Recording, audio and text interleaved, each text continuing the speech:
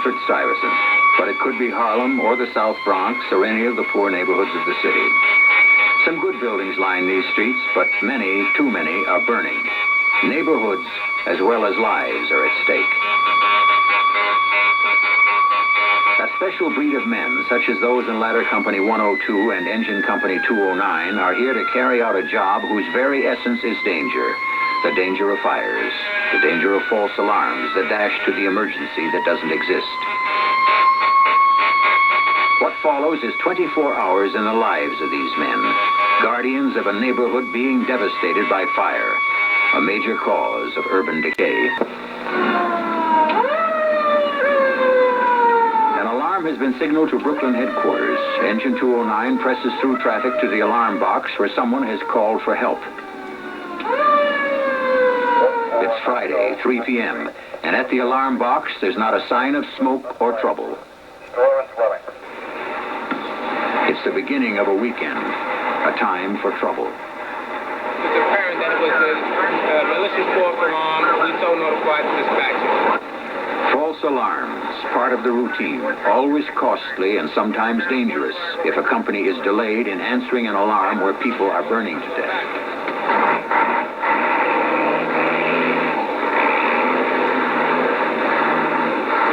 Engine 209 heads back to the firehouse. The other half of this firefighting unit, Ladder 102, has responded, along with another company, to a call for help in an apartment over a record shop.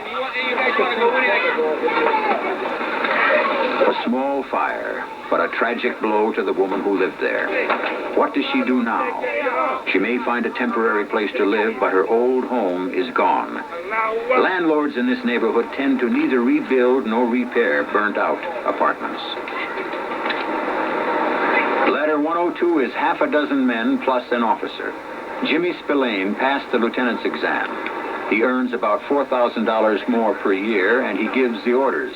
But he's one of the men, sharing the work and the danger. Ladder 102 to Brooklyn, take. 102 is 10-8 from box 925. 10-8. They're ready to go again.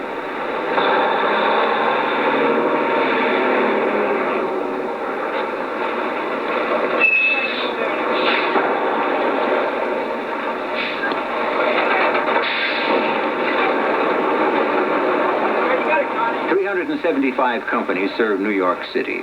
Budget cuts are reducing the number of companies to the point where firemen believe that fire protection is becoming dangerously thin.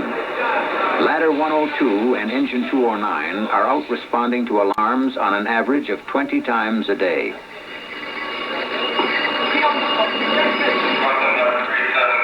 House Watch gets a message from headquarters and passes it on. Turn out. Everybody goes. Everybody goes. The trucks go through stoplights, ride in the left lane against oncoming cars. Collisions are always a possibility. But the drivers of these two companies have answered 15,000 alarms in 2.5 years without a single accident. Each man has a job. The ladder man goes to the roof. He works the top of the fire, a risky place to be.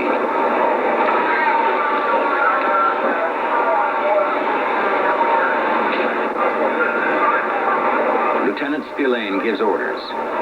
Vent the building. Get rid of the heat and smoke.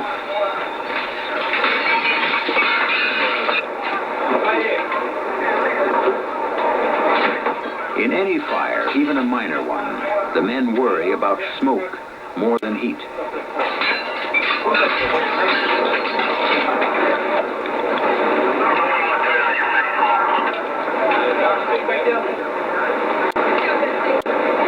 In Bedford-Stuyvesant, there are still many false alarms, and on a rare occasion, perhaps on a hot summer night, a rock will be tossed at a passing fire truck.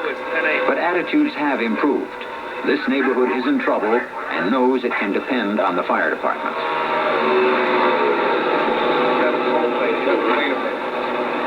Returning from one fire, the men get ready for another, always uncertain as to when it might come. Connie, what? Got some memory? Huh? Memory thoughts. Oh, yeah, it's on our front street. Before the tools have been cleaned, there's another fire, a small one in a sealed, vacant building in the cellar. Go to the wall. Get the face out further out. Look, right there. Yes, drop it. Lieutenant Spillane prepares to inspect. All right, go ahead down, Hank. Well, this is a vacant building. It's boarded up except for the basement. And somebody evidently started some rubbish on fire down there. Car cushions and some wood debris. Unfortunately, we got here on time and it didn't extend. But this would have been very difficult because it's all tinned up. And we would have to open all the tin up. Had the fire extended in here, it would have been a very tough operation. And this, see this square on here? That indicates that the building is a vacant building.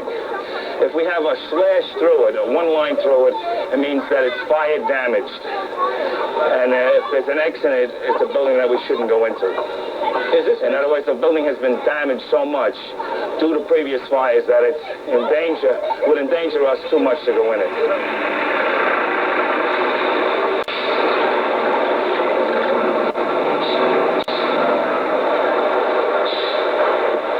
Fire covers a man with ashes and soot, but he can't do more than wash his face.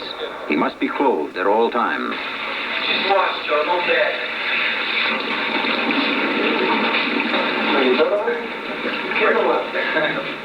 There's never an end to talk about business. Recent fires, past fires, any fires. If the fire would have got out in that hallway, the people would have been in trouble. I mean, most of them, because most people choose that means of egress.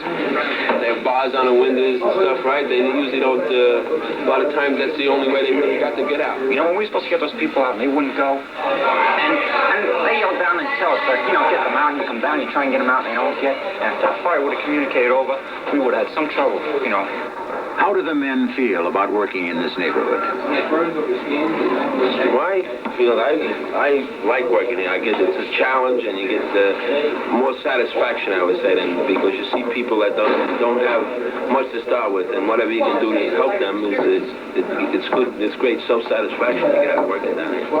It's tough, but it's a challenge. I originally came down, to a busy area to get some experience. When I was young in the job. And I got to really like it, the fact that it was busy, and I just never left. I've been here for quite a while. In Harlem, they made us, I think, a study.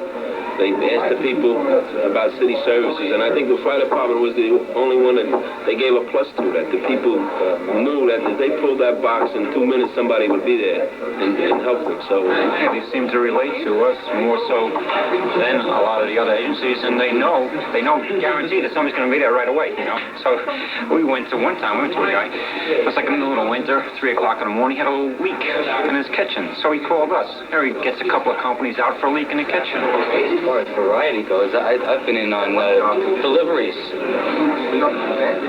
Like Joe said, they know they get a response. 7-8 Willoughby and Broadway, a signal.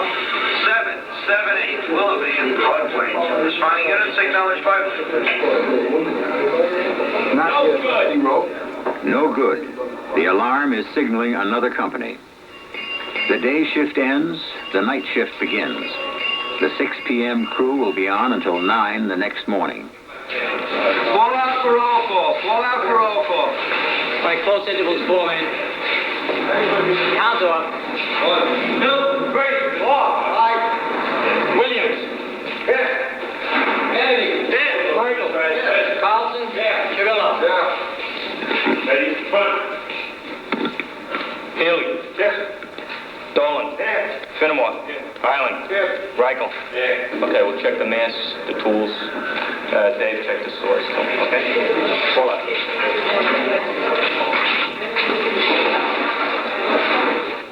There's plenty of routine around a firehouse. Checking air for the mask that can keep a man breathing in heavy smoke. Testing the power saw that can cut through steel to rescue the victim of an auto accident. Checks that might prove crucial as the new crew gets itself ready for the night ahead.